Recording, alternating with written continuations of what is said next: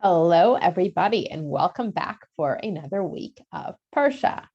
As I'm sure you recall, we are currently in the middle of reading the fourth book of Chumash, the book of Bamidbar. Bamidbar means in the desert. And for the whole book of Bamidbar, the Jewish people are continuing on our journey in the desert, on our way from Egypt, where we left in the book of Shemot, all the way to get to our home of Israel. The name of this week's Parsha is beha'alotcha. What a mouthful.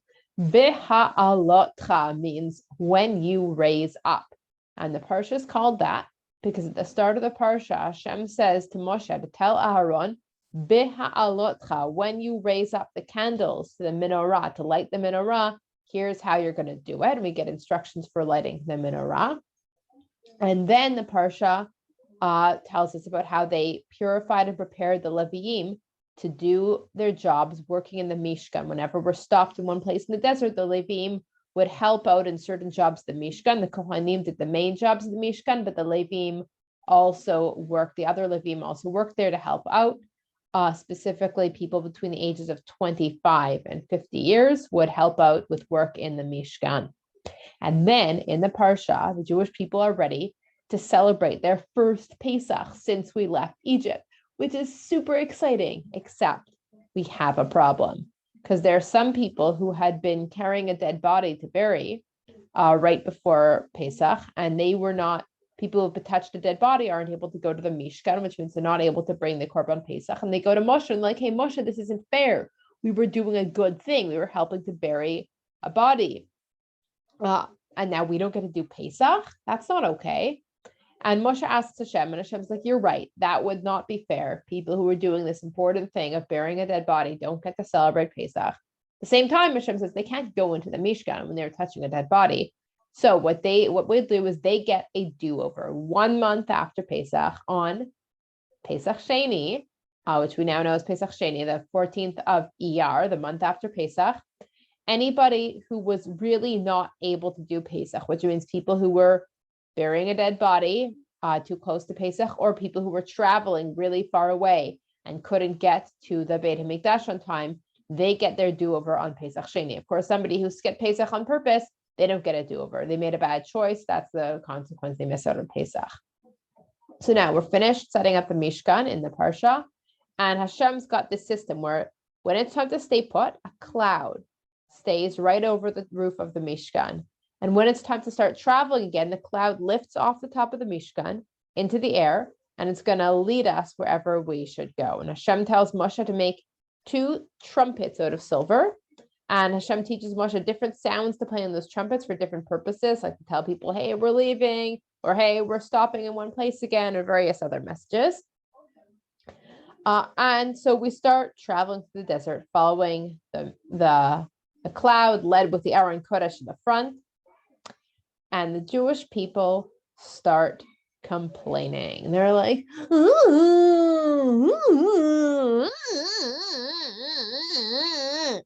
and Hashem does not like the sound of their whining one bit. So Hashem punishes them with some fire. And they're like, wait, no, we don't want to be punished with fire. Moshe, please pray to Hashem and make the fire stop.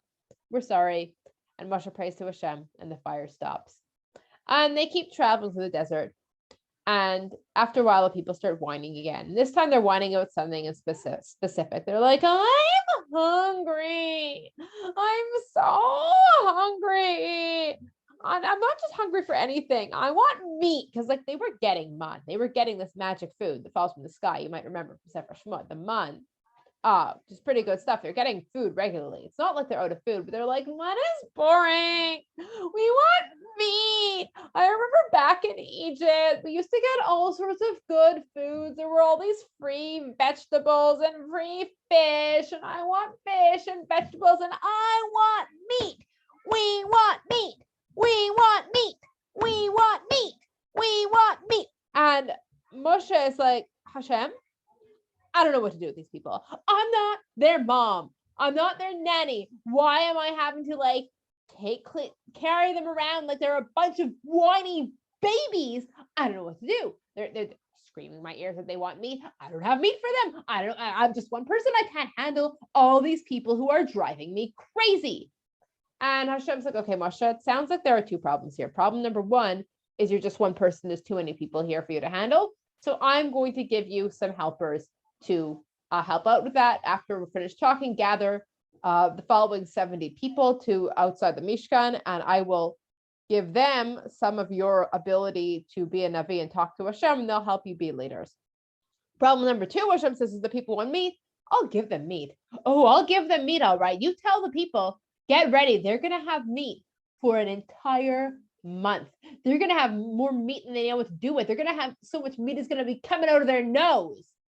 And Moshe's like, Hashem, there are 600,000 of just the men, and then double that for the women, plus the kids. Like there's not enough meat in the entire world to give all these people more meat than they want for an entire month.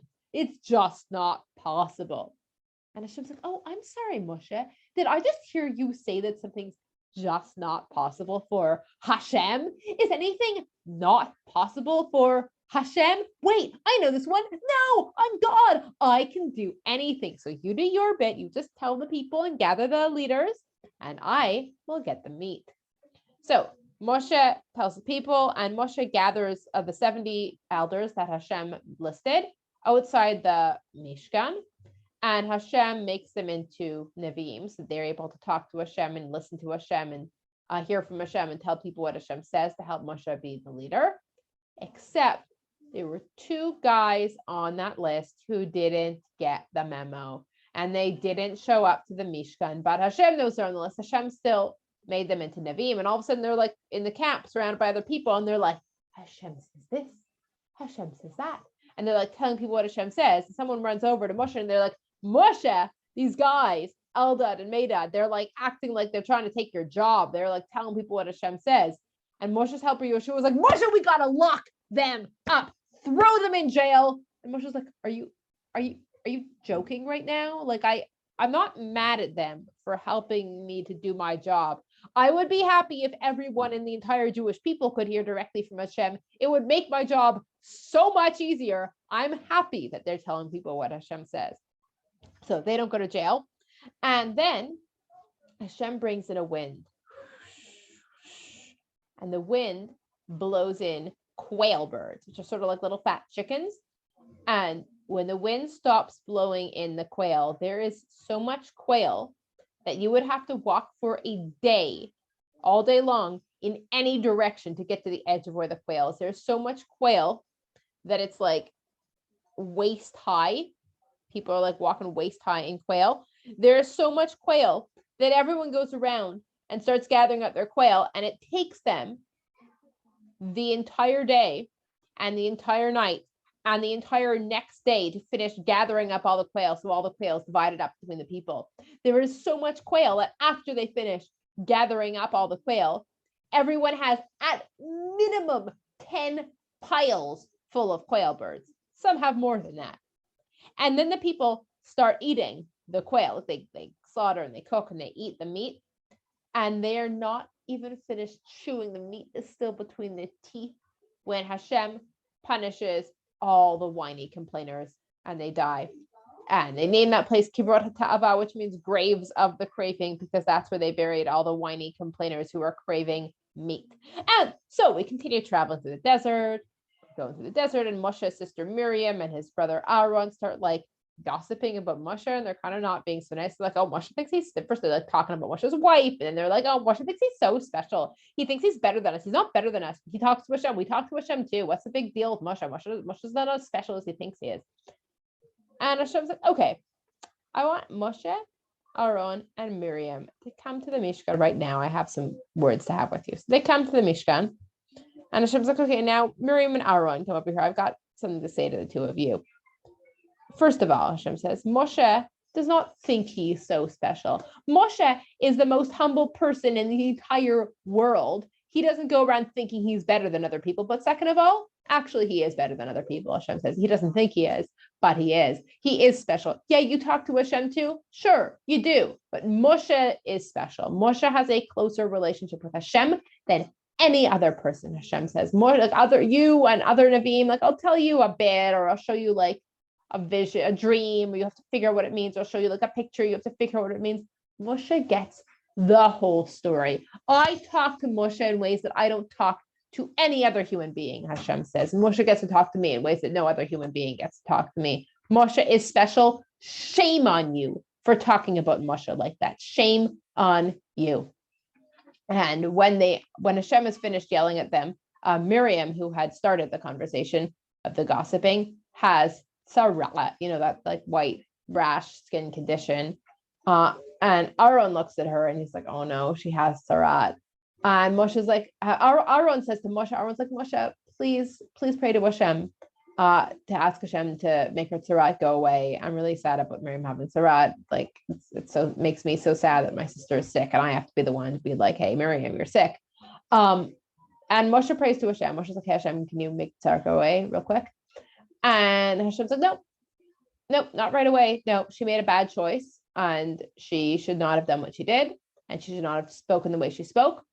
And she is going to have her tzara and she's going to have to stay away from everybody else for 7 days. After 7 days, she can come back. It'll be gone. Fine. But no, there's no easy say sorry, it goes away immediately. Right now, this is a consequence for her actions, Hashem says. So Miriam waits outside the camp for 7 days. And all the Jewish people are like, hey, you know what? Miriam made a bad choice, but we still love her. We care about her. We're going to wait for her because she's really cool. So they all wait for Miriam. Nobody travels until after the 7 days when Miriam comes back. And then we continue traveling through the desert.